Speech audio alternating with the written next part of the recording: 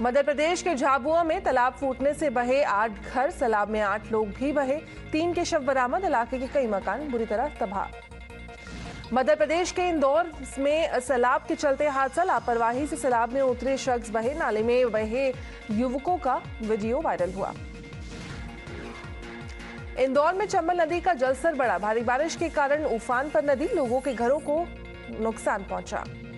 इंदौर में बारिश के चलते देपालपुर क्षेत्र के कई गांव जलमग्न हुए, सड़कों पर चल रही है नाव, बाढ़ में फंसे 60 लोगों को एनडीआरएफ और एसडीआरएफ ने रेस्क्यू किया।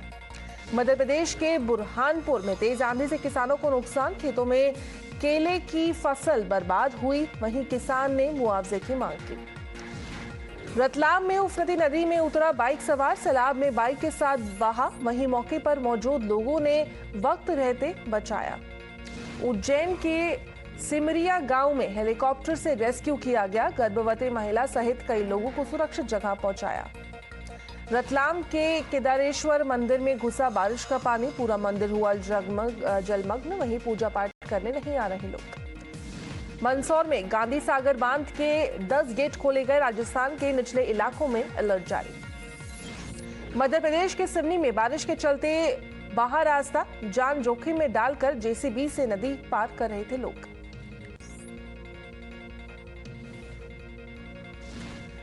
अलीराजपुर में भारी बारिश के कारण पल भर में धराशायी हुई झोपड़ी, हादसे में किसी के हताहत होने की खबर नहीं। मध्य प्रदेश के मंदसौर में बढ़ा शिवना नदी का जलस्तर, वहीं पशुपतिनाथ मंदिर के गर्भगृह में भी घुसा पानी और जलमग्न हुई पशुपतिनाथ की अष्टमुखी प्रतिमा। हिमाचल के धर्मशाला में नहाने गया शख्स बहा, भागसू नाग वाटरफॉल के करीब हुआ है ये हादसा, और वहीं शख्स के बहने का भी वीडियो सामने आया, एसडीआरएफ ने शव बरामद किया। गुजरात के भरूच में नर्मदा नदी का जलस्तर बढ़ा, लगातार बारिश के कारण उफान पर नदी। छोटा उदयपुर में नदी में बहा गया एक आदिवासी किसान, वहीं खेत से वापस लौटते वक्त यह हादसा हुआ और वीडियो भी इसका सामने आया। गुजरात के खेड़ा में भी कई नदियां और बांध ओवरफ्लो हो रही हैं और वहीं बांध खतरे के निशान से ऊपर पहुंचा है, प्रशासन ने अलर्ट भी जारी किया। गुजरात के अरावली सड़कों पर सैलाब, नदियों का जलस्तर बढ़ने के कारण रोड तक पहुंचा पानी। मुरादाबाद में भारी बारिश के कारण गिरे पेड़, 3 गाड़ियां भी डूबी, लाखों का नुकसान पहुंचा। यूपी के अंबेडकर नगर में आकाशीय बिजली की चपेट में आने से 14 लोग झुलसे, 9 लोग गंभीर रूप से घायल। आकाशीय बिजली गिरने से कुशीनगर में 5 लोगों की मौत, कई दिनों से हो रही है बारिश, अलग अलग हिस्सों में बिजली गिरने से हादसा।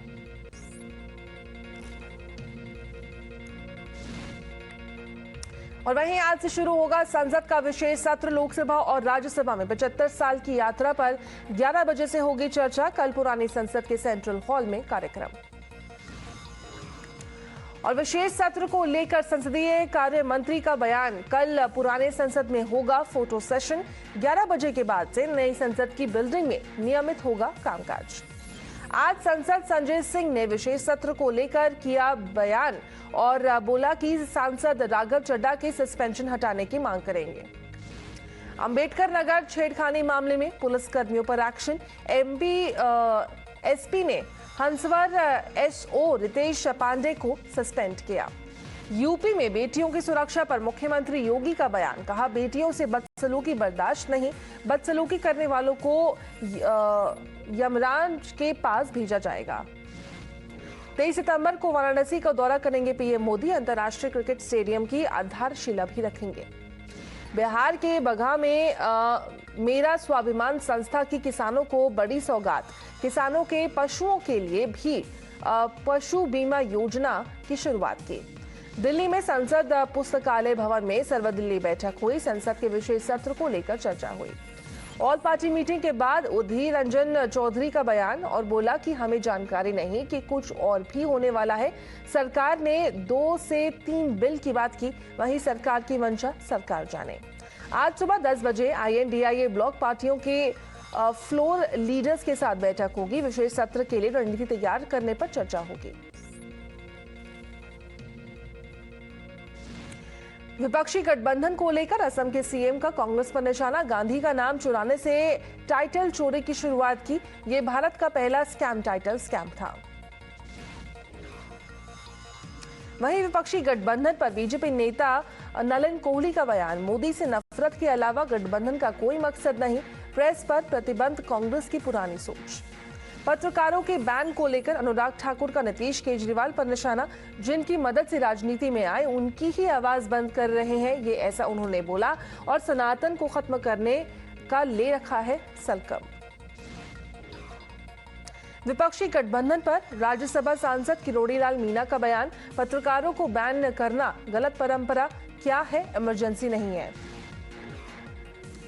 वहीं केंद्रीय मंत्री कैलाश चौधरी ने विपक्षी गठबंधन को बताया भानुमति का पिटारा, नीतीश के बयान पर किया पलटवार, ना आज थे ये एक और ना भविष्य में पाएंगे। और वहीं कांग्रेस नेता पवन खेड़ा का बयान सामने आया, बोला कि हम गैर जरूरी मुद्दों में नहीं फंसेंगे और ना ही मीडिया को उन पर बात करने देंगे। मानस को पोटेशियम साइनाइड बताने वाले बयान पर बोले प्रशांत किशोर, चंद्रशेखर के बयान से सहमत नहीं तेजस्वी, फिर कार्रवाई क्यों नहीं, जानबूझकर दिलाया बयान। नीतीश कुमार के बयान पर बोली आप नेता आतिशी, कहा हम मीडिया की आजादी के समर्थक, लेकिन मीडिया को भी हमारी आजादी का समर्थन करना होगा। राज्यवर्धन सिंह राठौड़ का बयान सामने आया, कहा डेमोक्रेसी के चौथे स्तंभ पर इमरजेंसी लगाने की कोशिश कर रहा है विपक्षी गठबंधन। बीजेपी नेता राव साहेब दानवे ने कहा स्टालिन के बयान पर सोनिया और शरद अपना रुख साफ करें, वो बताएं कि वो स्टालिन के साथ है या देश के। केंद्रीय मंत्री कृष्णपाल गुर्जर का विपक्ष पर हमला, कहा ये लोग चाहे जितने दल जोड़ लें, लोग मोदी से जुड़े हैं। स्मृति ईरानी ने अमेठी में चुनाव लड़ने को लेकर बयान दिया, 2019 में अकेले नहीं लड़ रहे थे राहुल गांधी, वो गठबंधन के कैंडिडेट थे। 2022 में कांग्रेस की जमानत जब्त। अश्विनी वैष्णव ने भुवनेश्वर से कटक तक पैसेंजर ट्रेन में किया सफर, यात्रा के दौरान आम जनता से बातचीत की। केरल में निपाह वायरस को लेकर केंद्रीय स्वास्थ्य मंत्री का बयान, जांच के लिए केंद्र ने भेजी टीम और वहीं बायो सेफ्टी लेवल भी भेजा गया और विशेषज्ञ पहले से मौजूद हैं। तेलंगाना में कांग्रेस की रैली को लेकर तैयारियां, पोस्टर में सोनिया गांधी को भारत माता की तरह दिखाया। कांग्रेस वर्किंग कमेटी की बैठक में लाया गया प्रस्ताव, 5 राज्यों के विधानसभा चुनाव में जताई जीत की उम्मीद, लोकसभा चुनाव के लिए तैयारियों की पुष्टि।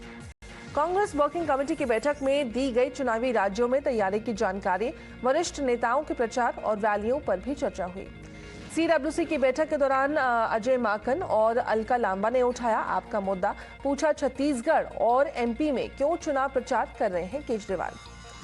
सीडब्ल्यूसी की बैठक में पंजाब में सीट बंटवारे को लेकर चर्चा हुई। सूत्रों के मुताबिक कांग्रेस अध्यक्ष खड़गे ने कहा स्टेट यूनिट से बिना पूछे नहीं लेंगे फैसला।